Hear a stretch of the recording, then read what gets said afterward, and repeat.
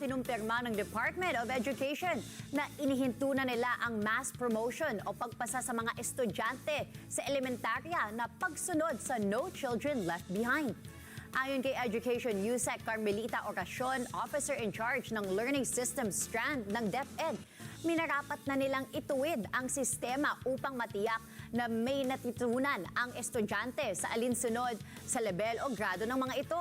Nilinaw din ni Oracion na wala silang sinisisi sa ipinatupad na mass promotion dahil ibig sabihin lang nito ay matututukan ng tunay ang mga mag-aaral. Okay.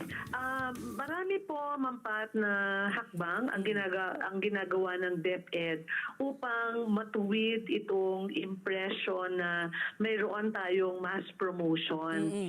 Ang ibig sabihin ng No Child Left Behind ay ang pag-asikaso ng tunay sa mga bata at hindi nito ibig sabihin na bigyan lang sila ng grado na makakatawid na sila sa susunod na baitang.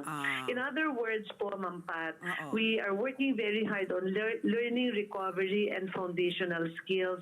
Kasi alam na natin na itong nangyaring ito, hindi natin kagustuhan, ngunit alam na natin na maraming mga mag-aaral ang nakarating sa mga susunod na baitang na hindi naman nila na-master ang kailangan nila para sa mga nakatataas na baitang. So kailangan po natin ng learning recovery. Hindi po natin pwedeng hayaan lang na magpatuloy ang practice na ito. Wala po tayong tinuturo kung sino ang mali. Ang gusto lang po natin ay matuwid ang practice na ito. Idinipensa rin ni Oracion ang mga guro at sinabing huwag sisihin at sa halip ay suportahan.